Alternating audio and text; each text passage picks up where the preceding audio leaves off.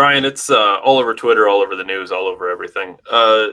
Stephen Crowder and his wife, there's a leaked video from a Ring doorbell of them having an argument. We'll get into all the things about it, how it got leaked, why it got leaked, what's the point of any of this. I think a couple key things to note before we play the video. The video's from 2021, so I don't know. For those keeping score at home, it's 2023, so it's 2 years later than now. This was 2 years ago, so timing of it seems interesting. With the election coming up and everything. But let's play the video. Another thing I'm going to say before we play the video, I'll be honest, and I get it, but I think everyone watching here has been in a relationship, and everyone here has had a fight with their partner of any type. And I'll be honest with me and Even. Keep in mind, we're still together. This would be a tame one for us. We don't fight a lot, but I'm pretty sure if one of us went missing, the neighbors would suspect whoever wasn't missing did it. We're gonna put it on real quick, but this is Crowder and his wife. It's got on a Ring doorbell. I don't know. I don't know what the point of this is, to be honest. Yeah, you have no context other than the video. But there really isn't any context. No, you just did it. I drew a boundary of abusive and cruel. You are not taking the car. Because if you refuse to do wifely things, then I will go pick up the groceries. There's no groceries. I'd be happy. Steaks, wood pellets, my grill. I know it's an unreasonable request, but I'll go do it. How about you first? Hillary, how do you respect the man? Yes. How does a man respect? How does a man receive love and respect? Respect. No. How does a man respect? No, you're not taking the car. Steven, you're not taking the car. Steven, you are not. Then I will ask someone to pick me up. Would you like me to ask? Oh, that's right. It's not correct, Steven. Give it an Uber. Okay, Steven, I can't. Feeling some constraints? Steven. Like, I can't Steven. go. Listen to me. You want to walk out right now? Listen to me. I can't go to the gym. I can't go to my parents. I can't call my friends. I can't be home. You're going to take the car and leave me here. Hillary, just think of how boxed in you've made me. What do you need me to pick up? I'll get it. I'll be back when I'm back. No, that doesn't work either. You'll be back when you're back. That doesn't work either. See, Do you understand the difference between my life being set to the second and you going, I'll be back when I'm back? Steven. The only way out of this is discipline and respect. It's the only way out of it, or we're at an impasse. We are at an impasse. Good. Because you can't have any discipline and respect. Steven. There you go. You throw your hand, you give up so easily. I don't give up, Steven. Hillary, Steven? you give up so easily. I just said the only way out of this is discipline and respect. You said, then we're at an impasse. Steven, no, we are at an impasse, okay? I love you, but Steven, your abuse is sick. Your abuse Watch it. is sick. Watch it. Fucking watch it. I'm gonna let go. I'll get what you need me to get. And I need some space. We need to just stop engaging for a little bit, okay? I love you. I love you very much. I don't love you. That's the big problem. I've never received love from you. And the fact is, when I go, look, I need you to do A, B, C, and D, you just be disciplined about it. You go, no. But I love you more than life itself. Okay. Put on some gloves. No. But I love you more than life itself. That's not fair. That's not fair, and it's disingenuous. Hillary, you're right. We're at an impasse. Become someone, listen to me, day in and day out, worthy of a wife. No, not as a wife. I didn't say as a wife. As a wife. Hillary, That was an obvious edit, by the way. I'm not going to engage anymore. I'm going to go. I'll text me what you need. I'll get you what you need. I love you. I'm committed to you.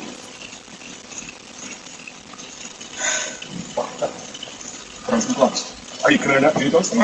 I'm not going to. Are you committed enough to do those things? You're not committed to anything. You're not committed to anything. You just said I love you, I'm committed to it. Walk the dogs, put on some gloves. Walk the dogs, put on some gloves. Are you committed enough to do those things? Are you committed enough to do those things? Are you committed enough to do those things? I'm going to just walk the dogs, put on some gloves. Are you committed enough to get the medication the dogs take? No, you take Betty. And then what would be the worst part of the video is just text on a screen that says, this is what happened. So initial thoughts, Brian? I really like David's point about how toxic he's been personally, because it shows like just self-awareness at a high level. Like when you engage in relationships, and everybody's been in a similar situation to this, that has had or like has tried to be in romance or tried to be in a long-term committed relationship or marriage or children. Like this is highly relatable to a lot of people. And everybody has bad days, and it's just a shame. Steven Crowder is the voice of all this and this media and all this, and it's crazy. They always remember how you treat them badly, right, over all the good and all that stuff. And maybe I've heard this is a common thing with him. He's a control freak and he's got a temper, and which may or may not be true. I don't really, I don't work for the guy. I don't care, as long as everybody's healthy, really, right? We need good stuff in the space. We need good commentators. And I wonder if like all the pressure of marriage and the Daily Wire deal and the Rumble signing and surgeries, and, not to mention he's a highly controversial guest on the internet to begin with. Like there's a lot that is a complicated relationship for any man and woman to deal with.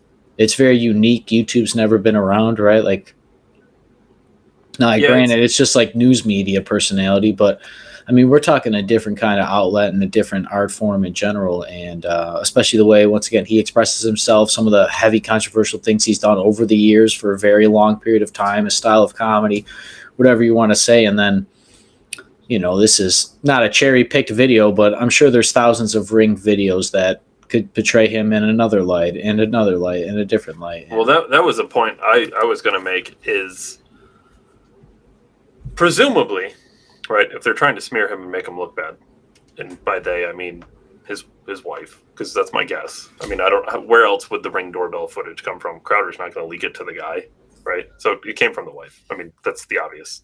Unless she paid an AI robot on Chat GPT 4.5, David, to conjure up this video.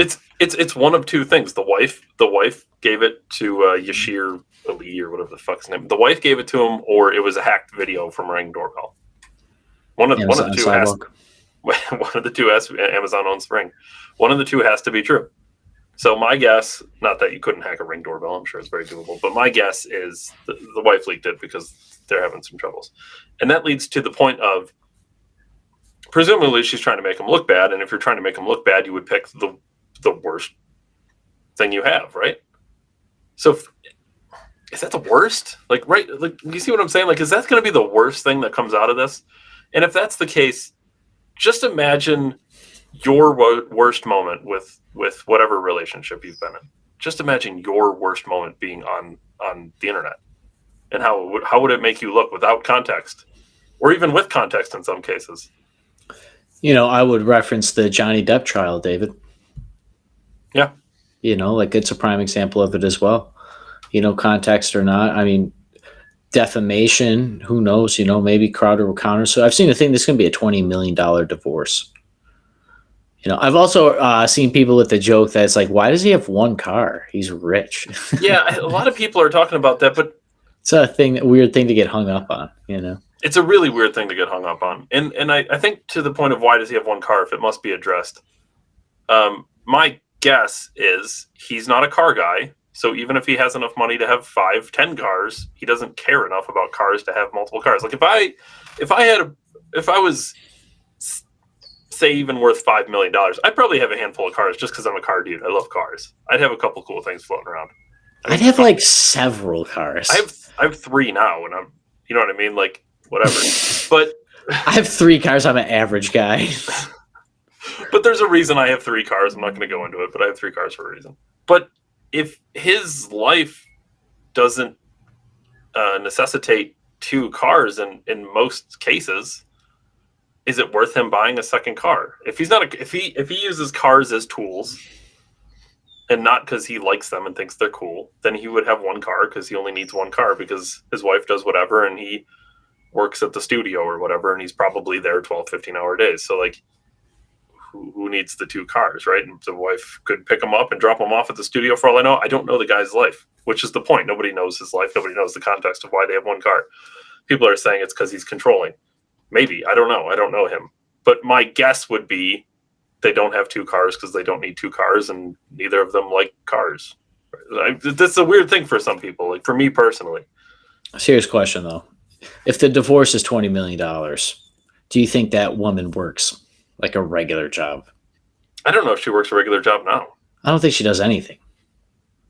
Well, and maybe not. And that would, as far as like monetary, like a skill in a marketplace or a job position, she might be a very great, home nurturer and all the home economics, which is equally, if not more important to running a business sometimes. Right. And again, maybe she's not. And maybe that's the whole point of this argument.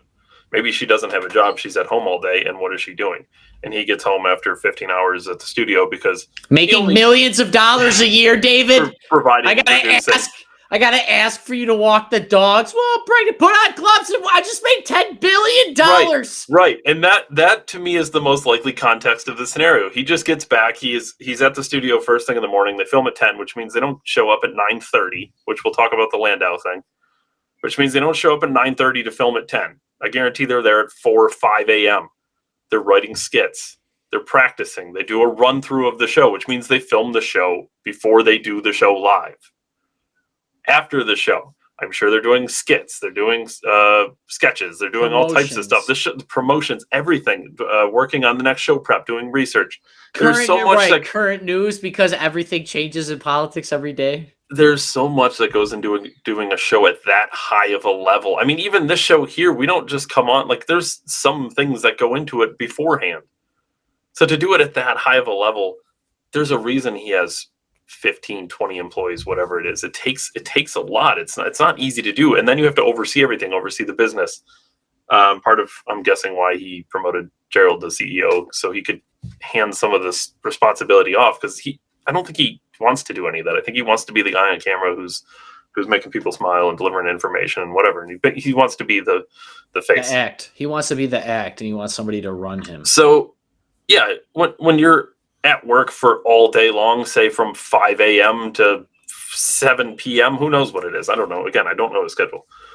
Providing and producing and under all the stress and everything, constantly a target of a whole group of people, the whole left, right? He's one of the number one targets. To come home and David, I'm sure he's monetized, so it should be fine, right? Like he is now, thanks to Rumble. By the way, watch us on Rumble. To come home and then to have this, right? And again, I don't know their story. Maybe I'm being unfair to her. Again, there's so much we don't know, which is why the video is irrelevant. Well, it wasn't irrelevant enough for Candace Owens to pile on to this and say that he is a scumbag and a monster, I believe were her terms. Now, I've heard there was some back and forth on Twitter and some misogyny exchanged about husbands, and of course, I will go on record. An obvious personal vendetta against Crowder. Yeah, and I would say that her husband's probably very agreeable. That's a nice way to put it, right? Yeah, I mean, he's a bitch. Let's be honest. She has pants and he has a skirt, which is fine. But don't, that's probably where some drama. I have problems with my sisters with this. I can't imagine like business. Like I've ran into this in business actually. Not that I'm a businessman, but women in a male-dominated field that you don't get privileges here because you're a female. So whatever. It's just interesting. It's no coincidence the same week that like there's the Tucker and Dom Lemon stuff that there's this blowout of Crowder. This is once again, David, what, 21, you said? Yeah, this video's from 21. Yeah, the divorce has been pushing for a few years. I'm sure COVID slowed it down as well as his illness or his chest. Well, keep in mind, too, she delivered the twins in this video. She was still pregnant. They had the kids. I'm sure that kind of made things okay for a little while, right? Because now you have this new thing in your life. You're focusing on the kids. It's kind of a bonding moment for everybody. It's a family thing. It's biological, obviously. So, I'm sure there's a lot that goes into it. It probably, and they probably have rough patches and they probably have good times, and it is what it is. I mean, most marriages end in divorce, right? So why are we surprised that this is a marriage ending in divorce? Yeah, I really think like the thing to highlight here is like instead of people casting stones, which is easy to do, like we look at ourselves as Steven Crowder and his wife there. Like I'm sure we've been both of those people, as a objective eye, he was obviously a little aggressive, but maybe she could have been more like open to his emotion. Like, not that it's manly, or I'm not saying that, but like maybe Sure. she could have explained herself better and been more emotionally available, right? That's the term women like to use. Well, maybe that could actually helped him, right? And it would have diffused and wouldn't be hostile. I know she's pregnant. And once again, David, we're just looking at this hindsight 2020, but it is very important because I think this is, once again, a common thing most people go through in their life, and it's being ripped apart. It's put on social media. We see this. If this is happening at a high level, this is going to happen at somebody that works a regular job or with a regular family. And, I've seen some videos that women's lives get ruined because they complain about their husband one time on TikTok, and then he hears about it and divorces her. So, like, yeah, it's just, it's a weird dynamic. We had some extra news too that came out about Crowder related, which was Dave Landau finally, breaking silence and explaining why he's not returning to Louder with Crowder. I watched it. I would say the only thing that's kind of shitty, the one thing he pointed out from the contract that I would think is shitty, which especially in the context of what Crowder just went through, was the fact that he wanted to own the rights to the sketch comedy show that Landau was coming up with, which he is now taking to the Blaze with Quarter Black Garrett, Crowder's former producer. That's a little shitty, but like a couple of the other clauses he was complaining about, Landau's like, well, if I'm going to be late for writing scripts, then they send me home without pay. Oh, you mean like any job when you show up late? You know what I mean? Like, of course you can't be late. And I'm guessing if it was in a contract specifically, it was probably a pattern of behavior on his end. He probably was late frequently. So I don't know. I mean, is this the Ivory Tower stuff, David? They said something about, he's also said like, well, they weren't going to let me plug my shows. And as an avid watcher of Crowder, they plugged his shows every fucking episode. So like, I don't know. It's whatever. I don't know how much I like Dave Landau. He was funny. He was good for the show, but honestly, the show hasn't lost a step without him. I don't know. It was they were kind of soft complaints, to be honest. The only thing I was on Landau's side about was the ownership of his sketch comedy show. If it's going to be your show, he wants to own it. And, ironically enough, he's going to the Blaze, where I'm sure he got the same deal anyway, so whatever. I'm sure the Blaze ain't letting him own it. Dave, is this your subs. Is this the Ivory Tower problems? When you finally break through into that castle that you're always, we're staring at the gate, looking at the Walt Disney World castle, and then you get inside the castle and you were better off at the gate. It seems sometimes like, like what you imagine is almost better than the reality. Yeah, when they say you got to love the process, right? Because it's when you get there, it's going to feel unfulfilled. Like the journey there, you get more out of the journey there than actually achieving the journey. Kind of like Frodo when he destroys the ring. I don't know. Dave Ryan, December 17th, 73. Catch us Monday through Friday, 7 p.m. Eastern for the weekly show, YouTube, Rumble, and Facebook, particularly YouTube. Dave and I will be there. Yeah, David, as always, thank you for your time. I'll see everybody later. Particularly Rumble, for the record. Hey, nothing against you. I tried. Hey, the channel's still slowly growing and whatever, and despite, I'm sure, their best efforts, we still get some views and things like that, and I get it, but Rumble, for sure, Rumble, because, I don't know, putting it on YouTube, it's always a crapshoot. Who knows? We might have said something in this episode that gets banned. I don't know. I can't even know anymore. Yeah, and for all we know, Crowder's wife's going to take half of his Rumble stream followers too. So I'll see you guys later. See you, everyone. Thanks, Ryan. Imagine losing half your subs to your ex-wife.